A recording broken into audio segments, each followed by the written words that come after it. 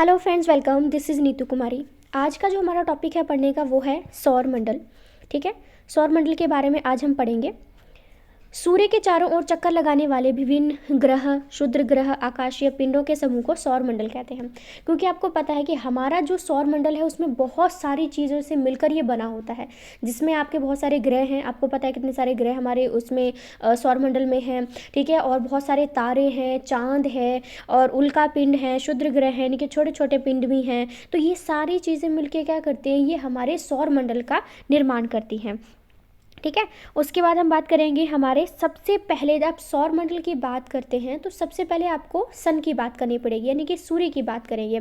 क्योंकि सूर्य जो है वो ऐसा हमारा तारा है। सूर्य एक तारा है जिसके आसपास सारे ग्रह जो है परिक्रमा करते हैं। तो सबसे पहले हम अपने सूर्य से स्टार्टिंग करेंगे। सूर्य सौर मंडल का प्रधान होता है, यानी कि मेन जो एक लीडर जैसा हम कह सकते हैं, तो वो हमारा सौर मंडल में सूर्य ही होता है। यह हमारी मंदाकिनी, यानी कि जो हमारी गैलेक्सी होती है, वो हमारी पृथ्वी की हम लोग बात करें तो हमारी पृथ्वी की एक खुद की गैलेक्सी है जिसका नाम है दुग्ध मेखला। तो उसके केंद्र से 30,000 प्रकाश वर्ष की दूरी पर एक कोने में स्थित है। ठीक है, ये जो हमारा सूर्य है, सूर्य अपने अक्ष पर पूर्व से पश्चिम की ओर परिक्रमा करता है। ठीक है, यानी कि घूमता है, यानी कि सूरज भी राउंड है। ठीक है, मतलब राउंड का मतलब ये घूमता है। तो ये क्या करता है, ये पूर्व से पश्चिम की ओर जो है अपने अक्ष पर घूमता है। ठीक है, ओके। नेक्स्ट हमारा आता है इसमें सौर मंडल के कौन कौन से पिंड होते हैं। इस वीडियो में आपको मैं जितनी भी इंपॉर्टेंट चीज़ें हैं वो सारी इसी में कवर करवा दूंगी। ठीक है, तो सौर मंडल के पिंड की हम बात करते हैं। सबसे पहले आता है परंपरागत ग्रह कौन कौन से होते हैं। परंपरागत का मतलब सीधा है कि जो हमारे जिनके बारे में हम स्टडी करते हैं, जिनके बारे में आपको किताबों में लिखा हुआ मिलेगा, उन सभी ग्रहों को जो है हम परंपरागत, यानी कि जो हमारे परंपरागत ग्रह होते हैं उनकी हम बात करते हैं। इसमें हमारा बुध है, शुक्र है, पृथ्वी है, मंगल, बृहस्पति, शनि, अरुण और वरुण, ये हमारे क्या है, ये हमारे परंपरागत ग्रह माने जाते हैं।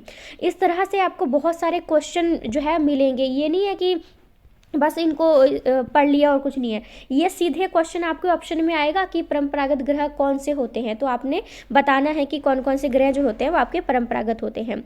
फिर हम बात करते हैं, अब हम स्टार्टिंग करेंगे अपनी प्लैनेट्स के बारे में, यानी कि जो ग्रह होते हैं वो क्या क्या होते हैं, कौन कौन से होते हैं, उनकी खुद की अपनी जो फीचर्स क्या हैं, उनकी खुद की विशेषताएं क्या हैं। तो थोड़ा सबसे पहले ग्रह जो वर्ड है उसको ही हम अच्छे से डिफाइन करते हैं। तो सबसे पहले हम बात करेंगे इसमें कि जो सूर्य के चारों ओर परिक्रमा करता हो, यानी कि प्लैनेट की कैटेगरी में वो आएंगे जो सूर्य की परिक्रमा करते हों। ठीक है, यानी अपने अक्ष पर तो घूमते ही हैं लेकिन सूर्य के चारों ओर भी घूमते हैं। जो भी चीज़ घूमती है वो हमारी क्या होगी, हम उसको प्लैनेट कहेंगे। दूसरा है जिसमें पर्याप्त गुरुत्वाकर्षण बल हो जिससे वह गोल स्वरूप ग्रहण कर सके, यानी कि उसमें क्या हो, गुरुत्वाकर्षण बल भी आपका होना चाहिए। तो वो ऐसी चीज़ जो है वो भी इसकी कैटेगरी में आ जाती है। और तीसरा है उसके आसपास का क्षेत्र साफ हो, यानी उसके आसपास अन्य खगोलीय पिंड की भीड़ भाड़ ना हो। ठीक है, आपने प्लेनेट देखे होंगे, आप पिक्चर में भी देख सकते हैं, तो आसपास कुछ ज़्यादा भीड़ भाड़ नहीं है। यहाँ पे कोई लोगों की भीड़ भाड़ की बात नहीं हो रही है, यहाँ पे खगोलीय पिंडों की बात हो रही है। तो जहाँ पे आसपास ज़्यादा खगोलीय पिंडों की भीड़ भाड़ ना हो, तो ऐसी जो चीज़ होती है वो हमारे प्लेनेट की कैटेगरी में आ जाती है। अब हम करते हैं कुछ और इम्पोर्टेंट चीज़ें। सबसे पहले हमसे ये क्वेश्चन पूछा जाता है, आपने दिया होगा अपना, जिसमें भी आपका साइंस पूछा जाता है या ज्योग्राफी पूछा जाता है, तो ये टॉपिक तो आपको पूछे जाएंगे कि इनर प्लैनेट कौन कौन से होते हैं, आउटर प्लैनेट कौन कौन से होते हैं, और बढ़ते क्रम में इनको रखिए, घटते क्रम में इनको रखिए। तो इस तरह से काफ़ी सवाल पूछे जाते हैं। तो अब हम बात करते हैं कि जो आंतरिक ग्रह कौन कौन से होते हैं। ठीक है, यानी कि टेरेस्ट्रियल या फिर जो इनर प्लैनेट होते हैं वो कौन कौन से होते हैं। तो बुध, शुक्र, पृथ्वी और मंगल। ठीक है, आप देखेंगे कि हमारे पूरे 8 होते हैं। ठीक है, ग्रह जो होते हैं वो 8 होते हैं, तो 4 इधर होते हैं और 4 जो है हमारे इधर होते हैं। स्टार्टिंग में हमारा जो है वो बुध आ जाता है। ठीक है, स्टार्टिंग में हमारा जो पहला है उसमें हमारा बुध आ जाएगा, फिर हमारा जो है वो शुक्र भी आ जाता है, फिर अपना पृथ्वी आ जाएगा। ठीक है, और उसके बाद आ जाएगा इसमें मंगल। ठीक है। तो ये जो स्टार्टिंग के आप देखेंगे कि जो 4 ग्रह स्टार्टिंग के जो मैंने लिखे हैं ना, ये हमारे क्या होंगे, ये इनर प्लैनेट की कैटेगरी में आते हैं। ठीक है। और इसकी दूसरी पहचान क्या है कि ये चट्टानों से बने हुए होते हैं। इसमें सबसे बड़ा एग्जाम्पल तो हमारी खुद की पृथ्वी का ही है, क्योंकि पृथ्वी पे आपने इतनी सारी चट्टानें देखी हैं, पूरा भूस्थल है, जल भी स्थल है, बहुत सारी चीज़ें हैं हमारे जो है पृथ्वी में। तो इनर प्लैनेट को कितने होते हैं, 4 होते हैं, जो कि बुध है, शुक्र है, पृथ्वी है और मंगल है। और ये चट्टानों से बने होते हैं। और तीसरा पॉइंट क्या आ जाएगा इसमें कि ये सूर्य के बहुत निकट होते हैं, क्योंकि आप इनको जैसे 1 हो गया, 2, 3 और 4, और यहाँ क्या है, यहाँ हमारा सन आ जाता है। तो आप देख सकते हैं कि स्टार्टिंग के जो 4 हैं हमारे प्लैनेट, वो सूर्य के बहुत ज़्यादा पास में हैं। तो ये क्या है, ये हमारे इनर प्लैनेट की कैटेगरी में आ जाते हैं। अब हम बात करते हैं कि हमारे आउटर प्लैनेट कौन कौन से होते हैं। आउटर प्लैनेट की कैटेगरी की आप बात करोगे तो इसमें बृहस्पति, शनि, अरुण और वरुण, यानी कि स्टार्टिंग के जो 4 प्लैनेट थे वो तो सन के बहुत पास थे, तो उनको हम इनर प्लैनेट कहते हैं। और बाकी के जो 4 आ जाएंगे, जिसमें हमारा बृहस्पति आ जाएगा, शनि आ जाएगा, अरुण आ जाएगा और वरुण आ जाएगा, ये सारे जो ग्रह हैं ये हमारे आउटर प्लैनेट में आ जाते हैं। ठीक है। और दूसरी सबसे बड़ी पहचान क्या है कि ये सूर्य से बहुत दूर हैं और आकार में ये बड़े होते हैं। ठीक है, याद रखना कि हमारा बुध, शुक्र, पृथ्वी, मंगल, ये जो सूरज के बिल्कुल पास हैं 4 ग्रह, जिनको हम इनर प्लैनेट कहते हैं, ये आकार में इतने ज़्यादा बड़े नहीं होते हैं। लेकिन ये जो हमारा बृहस्पति आ जाता है, शनि आ जाता है, अरुण आ जाता है, वरुण आ जाता है, ये हमारे क्या है, ये बहुत बड़े होते हैं आकार में और सूर्य से काफ़ी दूर हो जाते हैं, और सूर्य की परिक्रमा करने में भी इनको काफ़ी ज़्यादा वक्त लगता है। और तीसरी पहचान क्या है कि यह गैस और तरल पदार्थों से बने होते हैं। ठीक है, यानी आप में इसमें डिफरेंस करने को भी दिया जा सकता है कि इनर प्लैनेट और आउटर प्लैनेट में आप डिफरेंस कीजिए। तो क्या होगा, सीधा सबसे पहले जो अगर डिफरेंस की हम लोग बात करते हैं तो सबसे पहला जो पॉइंट आ जाएगा इसमें वो आ जाएगा कि जो इनर प्लैनेट होते हैं वो हमारे आपने बता देने कि कौन कौन से होते हैं। दूसरे हमारे इसमें हो जाएगा कि जो इनर प्लैनेट होते हैं वो चट्टानों से बने होते हैं, जो बाहरी प्लैनेट होते हैं वो गैस से बने होते हैं। तीसरा है कि जो इनर प्लैनेट होते हैं वो सूर्य के पास में होते हैं, जो आउटर प्लैनेट होते हैं वो सूर्य से दूर होते हैं। ठीक है, तो बस इस तरह से आपको डिफरेंस भी करने को मिल सकता है, क्वेश्चन भी इस तरह से पूछा जा सकता है। नेक्स्ट हमारे पास आता है आकार के अनुसार ग्रहों का क्रम क्या होगा। जैसे कि मैंने बोला कि हमारे लास्ट के जो थे ना वो बड़े थे आकार में, तो उन्होंने पूछा कि आकार के अनुसार ग्रहों की संख्या, मतलब ग्रह किस तरह से आप कैटेगरी में इनको रखोगे। ठीक है, चलिए फिर इनको रखते हैं। सबसे पहले अगर आकार के हिसाब से कहें तो पहले बृहस्पति आएगा, और ये जो हम क्रम रख रहे हैं ना आकार के अनुसार, सबसे पहले बृहस्पति आएगा, यानी कि ये हमारा घटते क्रम में रखेंगे। सबसे पहले बृहस्पति आता है जो कि बहुत बड़ा होता है, दूसरे नंबर पर हमारा अरुण आता है, तीसरे पे हमारा वरुण आता है, चौथे नंबर पर हमारी पृथ्वी भी आ जाती है, फिर शुक्र आता है, मंगल आता है, बुध आता है, और सबसे बड़ा जो ग्रह होता है ये हमारा बृहस्पति होता है, और सबसे छोटा जो आता है वो हमारा बुध आ जाता है। ठीक है, इसमें पूरे हमें प्लैनेट को रखने की ज़रूरत नहीं है। हम अगर कोई पूछे कि घटते क्रम में प्लैनेट को रखिए, बढ़ते क्रम में प्लैनेट को रखिए, तो आप आराम से रख सकते हैं। तो सबसे पहले बृहस्पति सबसे बड़ा होता है, फिर अरुण आता है, फिर उससे छोटा वरुण आता है, फिर पृथ्वी आती है, फिर शुक्र, मंगल, बुध, ये हमारे इसमें आ जाते हैं। ठीक है, उसके बाद नेक्स्ट आता है घनत्व के अनुसार ग्रहों का वर्गीकरण क्या होता है। ठीक है, घनत्व के अनुसार इन्होंने यहाँ पर पूछा हुआ है। तो इसमें हमारा घनत्व के अनुसार हमारा आएगा, ठीक है, तो इसमें आएगा हमारा शनि, अरुण, बृहस्पति, नेपच्यून, मंगल, शुक्र, बुध और पृथ्वी, ये हमारे घनत्व में आते हैं। और यहाँ निकलता है मेन क्वेश्चन कि सबसे कम घनत्व वाला कौन सा प्लैनेट है, तो वो हमारा शनि हो जाएगा। फिर है सबसे अधिक घनत्व वाला कौन सा प्लैनेट है, तो वो हमारा पृथ्वी आ जाएगा। और यहाँ भी सेम है कि सबसे बड़ा ग्रह कौन सा होएगा, बृहस्पति होगा, और सबसे छोटा कौन सा होगा, हमारा बुध हो जाएगा। ठीक है, छोटी छोटी चीज़ें हैं, हर एक लाइन को ध्यान से देखोगे ना तो आपको बहुत सारे क्वेश्चन वहीं से वहीं कवर हो जाएंगे। और सोलर सिस्टम ऐसा टॉपिक है जो आपका ख़त्म ही नहीं होगा, आप कोई भी कॉम्पिटेटिव एग्जाम दे दो जीके में आ जाएगा। ये ऐसे कोई चीज़ ही नहीं जहाँ पे इस चीज़ से रिलेटेड आपसे क्वेश्चन है पूछे जाएं। तो आप एक ही बारे में इसको मस्त कर लीजिए कि हाँ मेरे को आता है टॉपिक, ताकि दोबारा से रिवाइज़ करने की ज़रूरत ही पड़े। चलिए अब हम शुरू करते हैं हमारे प्लैनेट को एक एक करके पढ़ना कि इनकी जो विशेषताएं हैं वो कौन कौन सी हो सकती हैं। सबसे पहले आता है हम लोग बुध ग्रह की बात करेंगे, जिसको इंग्लिश में मर्क्यूरी कहते हैं। तो चलिए शुरू करते हैं। सबसे पहला जो इसमें पॉइंट आएगा इसकी विशेषता का वो ये है कि यह सूर्य का सबसे नज़दीकी ग्रह है, क्योंकि आपको पता है कि ये हमारा सन होता है और सबसे पहले नंबर पर आपका बुध ही आता है। ठीक है, ये सबसे पहले आपका आ जाता है। तो सीधी सी बात है, क्या बनेगा पहला पॉइंट कि ये सूर्य से सबसे नज़दीक है, हम देख सकते हैं, जो सूर्य निकलने के 2 घंटे पहले दिखाई देता है। नेक्स्ट पॉइंट है, यह सबसे छोटा वो सबसे हल्का ग्रह है, क्योंकि बुध ग्रह की हम बात करते हैं, दूसरी जो विशेषता इसकी आ जाती है वो है ये सबसे छोटा ग्रह है और बहुत हल्का भी है। ठीक है, यहाँ से भी 2 चीज़ें हैं कि सबसे छोटा कौन सा है ग्रह, हमारा बुध ग्रह है, और सबसे हल्का कौन सा है, वो भी हमारा बुध ग्रह ही आ जाएगा। तीसरी विशेषता है कि इसका कोई उपग्रह नहीं होता है। आपको पता है हमारी पृथ्वी का उपग्रह है वो भी एक ही है, जो कि हमारा चंद्रमा है। ठीक है, लेकिन बुध ग्रह का अपना कोई भी उपग्रह नहीं है। ठीक है, ग्रह क्या होते हैं देखिए, मैं आपको इसमें डिफरेंस बताती हूँ। ठीक है, कंफ्यूज नहीं होना।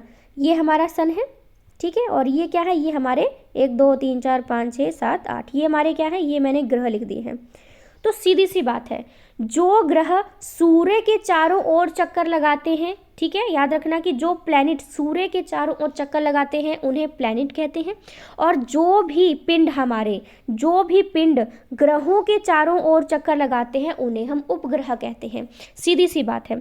ठीक है, ये क्या हो जाएगा, मैं आपको समझाने की पूरी कोशिश कर रही हूँ कि ये हमारा सन है और ये क्या है, ये हमारा ग्रह है, यानी कि जो ग्रह हैं ये सूर्य के चारों ओर चक्कर लगाएंगे और जो हमारा उपग्रह होते हैं वो ग्रहों के चारों ओर चक्कर लगाते हैं। बस इतना ही है इसमें। ठीक है, चलिए आगे हमारा दूसरी विशेषता, तीसरी हो चुकी है, और फोर्थ विशेषता आती है, यह सूर्य की परिक्रमा सबसे कम समय में पूरी करता है, क्योंकि ये सूर्य के बहुत पास है। ये हमारा क्या है, ये हमारा सन है।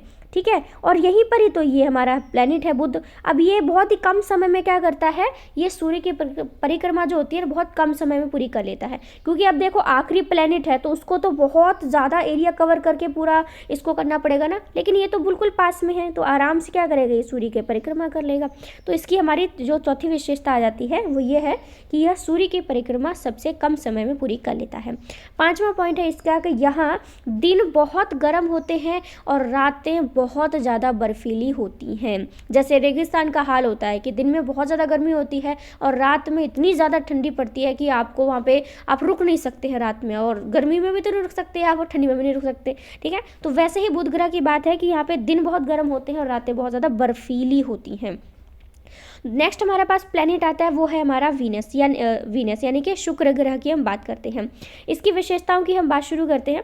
सबसे पहली जो विशेषता आती है वो है कि यह पृथ्वी का निकटतम सबसे चमकीला और सबसे गर्म ग्रह है। ठीक है, शुक्र ग्रह क्या है, ये पृथ्वी का सबसे निकटतम चमकीला है। चमकीला ग्रह किसको कहा जाता है, ये पूछा जा सकता है सीधा। अब बताओ कौन सा होगा भाई, आपको ये तो पता है कि सबसे दूर कौन सा, सबसे पास में कौन सा है, लेकिन चमकीला कौन सा है, तो सबसे जो चमकीला ग्रह होता है वो हमारा शुक्र ग्रह होता है और ये सबसे गर्म ग्रह भी माना जाता है। दूसरा हमारे पास आता है सांझ का तारा या फिर भोर का तारा जो है, ये कौन से ग्रह को कहा जाता है, तो शुक्र ग्रह जो है उसे ही सांझ का तारा और भोर का तारा भी कहा जाता है। क्यों, क्योंकि यह शाम में पश्चिम दिशा में, यानी कि जब शाम होती है तो ये पश्चिम दिशा में, और जब सुबह होती है तो ये पूरब दिशा में आकाश में आपको दिखाई दे सकता है। ठीक है, और नेक्स्ट पॉइंट है कि इसके पास भी कोई उपग्रह नहीं होता है। ठीक है, तो ये हमारा इसमें कुछ इंपॉर्टेंट चीज़ें थी जो मैंने यहाँ पे आपको बता दी हैं। ठीक है, नेक्स्ट पॉइंट की बात करते हैं तो वो हमारा आता है इसमें बृहस्पति यानी कि जुपिटर। ठीक है, मैंने कोई वैसे करके इसको नहीं लिखा है लाइन में कि वन वाइज, मेरे को बस ये है इसमें देखना है कि मैंने आपको सिर्फ प्लैनेट के बारे में विशेषता बतानी है, ये नहीं कि नंबर वाइज ही मैंने इसमें ऐड किए हुए हैं। अब हम जुपिटर की बात करते हैं। जुपिटर में आता है कि यह सौर मंडल का सबसे बड़ा ग्रह होता है। एक मिनट रुकिएगा, चलो जुपिटर की बात करें तो इसमें सबसे पहला पॉइंट आता है कि यह सौर मंडल का सबसे बड़ा ग्रह है। अभी मैंने अभी आपको दिखाया था, एक मिनट रुकिए, इसमें बैक होगा। ठीक है, अभी मैंने आपको इसमें दिखाया था, एक मिनट रुकिए, हाँ, ये देखिए मैंने आपको इसमें दिखाया था अभी ये कि जो आकार के आधार पर जो बृहस्पति है सबसे पहला नाम आया है, क्योंकि आकार में ये क्या है, ये सबसे बड़ा होता है। ठीक है, तो ये हमारा इसकी सबसे पहली विशेषता आती है जुपिटर की कि ये आकार में सबसे बड़ा होता है। ठीक है, दूसरी विशेषता जो आ जाएगी इसकी, दूसरी विशेषता आ जाती है इसकी कि इसे अपनी धुरी पर चक्कर लगाने में, यानी कि ये अपनी ही जैसे आपको पता है ये सूर्य है, अब मान लो ये हमारा जुपिटर है, ठीक है, ये क्या कर रहा है, ये सूर्य की परिक्रमा भी करेगा, लेकिन ये क्या करेगा, ये अपनी अपनी जो परिक्रमा है उसको भी करेगा, यानी कि एक मिनट रुकिए,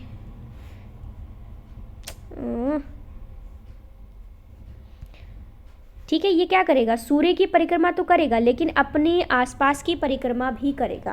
तो यानी कि ये अपनी धुरी पर पूरा चक्कर लगाने में क्या करता है, 10 घंटे का ये समय लेता है। और सूर्य की परिक्रमा यानी कि सूर्य की परिक्रमा करने में इसे पूरे 12 वर्ष लग जाते हैं। ठीक है, इसे पूरे 12 वर्ष लग जाते हैं। ठीक है, आई होप आपको समझ में आ रहा होगा कि मैं क्या समझा रही हूँ। ये तो स्टक ही हो गया, बंद हो जा, वेट। चलिए, अब हमारा नेक्स्ट प्लेनेट आता है वो है मार्स यानी कि मंगल। तो सबसे पहली विशेषता जो इसकी आ जाती है वो है कि इसे लाल ग्रह कहा जाता है और इसका लाल रंग जो होता है ना वो आयरन ऑक्साइड के कारण होता है। देखिए प्लेनेट में आपको अलग अलग चीज़ें पूछी जा रही हैं, है ना, जैसे भी पूछा कि शुक्र चमकीला ग्रह कौन सा होगा, तो वो हमारा शुक्र ग्रह होता है। भोर का तारा कौन सा होता है, सांझ का तारा कौन सा होता है, तो वो भी हमारे शुक्र ग्रह को कहा जाता है। ठीक है, फिर हमारा आता है इसमें कि लाल ग्रह कौन सा होता है, तो लाल ग्रह हमारा मंगल को कहा जाता है, क्योंकि आप देखोगे पिक्चर में पूरा लाल ही आपको दिखाई देगा। और इसका जो लाल रंग होता है वो आयरन ऑक्साइड की वजह से आपको इसका जो रंग है वो लाल दिखाई देता है। ठीक है, उसके बाद है कि यह अपनी धुरी पर 24 घंटे में एक पूरा चक्कर लगाता है। जैसे कि मैंने आपको पहले भी डायग्राम बताया था, ये हमारा सन आ जाता है, ठीक है, और ये हमारा क्या होगा, ये मंगल हो जाएगा। ठीक है, अब ये मंगल क्या करेगा, सूर्य के चारों ओर चक्कर लगाएगा, और सूर्य के चारों चक्कर लगाने में इसे यहाँ पे लिखा है मैंने 6, 8, 7 जो दिन हैं इसको लग जाते हैं। ठीक है, ये सूर्य की ओर परिक्रमा करने में इसको इतना टाइम लगता है, और अगर ये अपनी धुरी पर चक्कर लगाएगा तो ऐसा करने में इसे 24 घंटे जो है इसका समय लग जाता है। ठीक है, आई होप समझ में आ गया होगा आपको। नेक्स्ट जो हमारा आता है इसमें वो आता है हमारा शनि। ठीक है, शनि के बारे में बात करते हैं। शनि की पहली विशेषता आ जाती है कि यह आकार में दूसरा सबसे बड़ा ग्रह है, यानी कि फर्स्ट कौन सा था, हाँ बिल्कुल सही। ठीक है, फर्स्ट जो हमारे पास आ जाता है वो है बृहस्पति। ठीक है, बृहस्पति जो है ये हमारा सबसे बड़ा प्लैनेट हमारा ये बृहस्पति होता है। और दूसरे की हम बात करेंगे तो दूसरा हमारा सबसे बड़ा आता है वो हमारा शनि आ जाता है। यह मुख्यतः 2 हल्के गैस, मुक्ता लिख रहा है मतलब कि मुख्य रूप से होगा इसमें, कि यह मुख्य रूप से इसमें आपको 2 गैसें देखने को मिलेंगी, एक हाइड्रोजन होगी और दूसरी हमारी हीलियम होगी। ठीक है, याद रखना कि जो शनि होता है ये हमारा दूसरा सबसे बड़ा ग्रह है और इसमें आपको 2 गैसें देखने को मिलेंगी, एक हमारी हाइड्रोजन होगी और दूसरी हमारी हीलियम होगी। तीसरी विशेषता आ जाती है कि यह आकाश में पीले तारे के समान दिखाई पड़ता है। यह आकाश में पीले तारे के समान ये दिखाई पड़ता है। और फोर्थ विशेषता आ जाती है कि शनि का सबसे बड़ा उपग्रह जो है वो टाइटन है। यानी अभी तक हमने देखा कि जो स्टार्टिंग के बुध है चाहे शुक्र है उनका कोई भी उपग्रह नहीं है, लेकिन ये जो हमारा शनि है इसका उपग्रह है जिसका नाम है टाइटन। टाइटन की खोज जो थी वो 1665 में डेनमार्क के एक खगोल शास्त्री थे क्रिश्चियन हाइजोन, उन्होंने इसकी खोज करी थी, जो हमारा शनि था, शनि ग्रह था। ठीक है, उसके बाद हम बात करते हैं यूरेनस की, जिसको हम अरुण कहते हैं। इसकी कुछ विशेषताएं पढ़ लेते हैं। सबसे पहली जो इसमें विशेषता आती है वो है कि इसकी खोज 1781 में विलियम हर्शेल द्वारा की गई थी। हर्शेल की ना स्पेलिंग जब मैं टाइप कर रही थी तो ये वहाँ पे कुछ ढंग से नहीं आ पा रहा था, तो हर्शेल की स्पेलिंग ये होगी। ठीक है, ओके, ये है हर्शेल की स्पेलिंग। ठीक है, तो अरुण की पहली विशेषता ये आ जाती है कि इसकी खोज जो की गई थी वो 1781 में विलियम हर्शेल के द्वारा की गई थी। दूसरा आता है कि यहाँ सूर्य उदय पश्चिम की ओर और सूर्यास्त पूर्व की ओर होता है। आपको पता है हमारी पृथ्वी है, पूरब से सूर्य निकल कर क्या होगा, पश्चिम में हमारा डूब जाता है। आपको पता है कि पूरब से जो है वो अपना सूर्य निकलता है और पश्चिम में आके अपना डूब जाता है। लेकिन आपका जो अरुण है इसमें डिफरेंस यही है, इसमें यही कहाँ गया, ठीक है। इसमें डिफरेंस ये है कि इसमें जो सूर्य है वो पश्चिम से निकलेगा और पूर्व में जाकर डूब जाएगा। तीसरा है, यह अपनी धुरी पर सूर्य की ओर इतना झुका हुआ होता है ना कि इसे लेटा हुआ सा ये दिखाई देता है और इसलिए इसे लेटा हुआ ग्रह भी कहा जाता है। हर एक ग्रह की अपनी एक विशेषता है और उसी से वो पहचाना जाता है। तो लेटा हुआ कौन सा होगा, अरुण, या किसी का नाम नूम से इसको याद करने की कोशिश करो कि अरुण घर जाके थक गया तो लेट गया, तो यानी कि अरुण जो होता है उसको लेटा हुआ ग्रह भी कहा जाता है क्योंकि ये काफ़ी हद तक सूर्य की ओर झुका हुआ होता है अपनी धुरी पर। फोर्थ पॉइंट है, इसका सबसे बड़ा उपग्रह जो है वो टाइटेनिया है। इसका भी एक उपग्रह है जिसका नाम क्या है, टाइटेनिया है, ठीक है। चलिए नेक्स्ट हम बात करते हैं वरुण की। वरुण के बारे में सबसे पहली विशेषता ये आ जाती है, ठीक है, इसके बारे में सबसे पहली विशेषता आ जाएगी कि इसकी खोज 1846 में जर्मन खगोल शास्त्री जहान गाले जो थे, ठीक है, जो जॉन गाले थे उन्होंने इसकी खोज करी थी। कब की थी, 1846 में, ओके।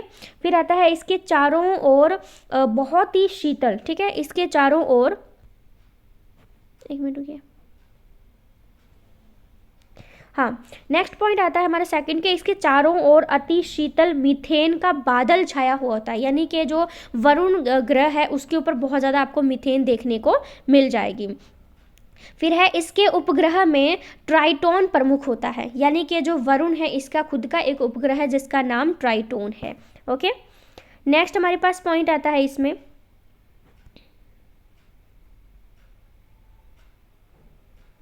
एक मिनट,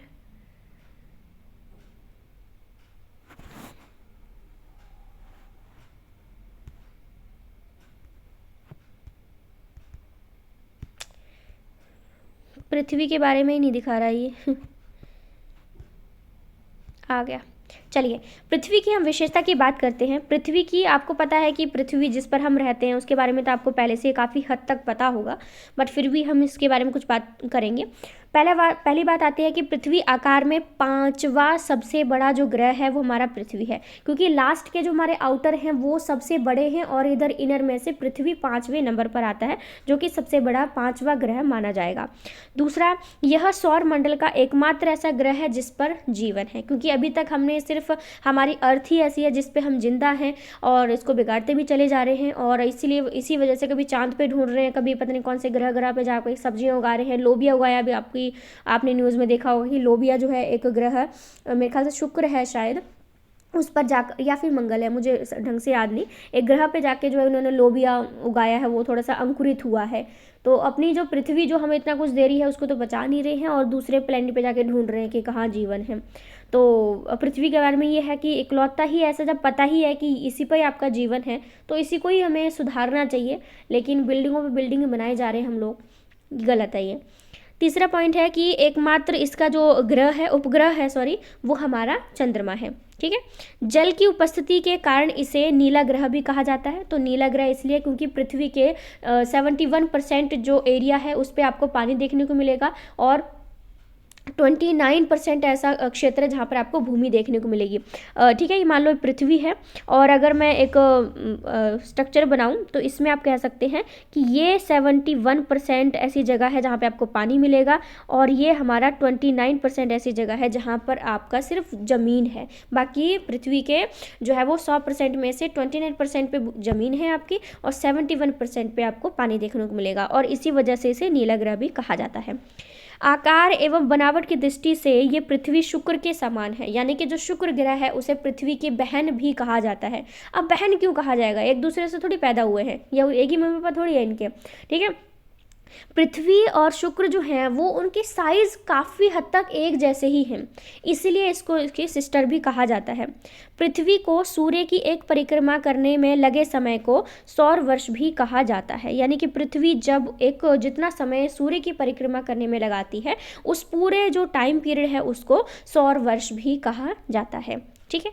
तो ये सारी आपने देखा कि सारा जो टॉपिक है मैंने अच्छे से समझा दिया है कि सौर मंडल एक ऐसा टॉपिक है जो आपका कभी पीछा नहीं छोड़ेगा, हमेशा हर एक कॉम्पिटेटिव एग्जाम में आएगा। अब 6वीं क्लास से शुरू हो जाता है, जब तक जॉब नहीं लग जाती है, आप टीचर बन रहे हैं, फिर तो वैसे नहीं छूटेगा ये, क्योंकि तब आपको पढ़ाना पड़ेगा। अभी जॉब के लिए आपको पढ़ना पड़ेगा आराम से, और जब टीचर बन जाओगे तो पढ़ाने के लिए पढ़ना पड़ेगा।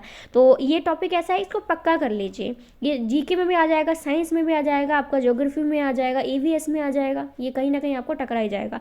तो अभी इसको मुझे लगता है कि मैंने बहुत अच्छा और बेहतरीन तरीके से इसको किया है, बीच में एनिमेशंस को भी डाला है ताकि कोई दिक्कत ना हो और थोड़ा बच्चों को इंटरेस्टिंग लगे आपको जो है पढ़ रहे हैं आप, ठीक है।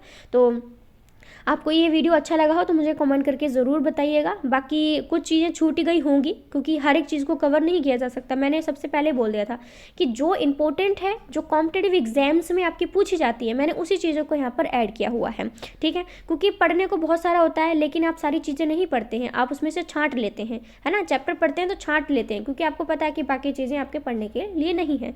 अब इसलिए मैंने वही किया है, जो इम्पोर्टेंट है उसको ही मैंने बाहर निकाला हुआ है, ठीक है। तो मुझे कमेंट करके तो ज़रूर आपने बताना है कि आपको ये वीडियो कैसा लगा, मेरे मटेरियल, मेरा पढ़ाने का तरीका, मेरा एक्सप्लेनेशन, जो भी आपको बेहतर लगा मुझे बताइएगा।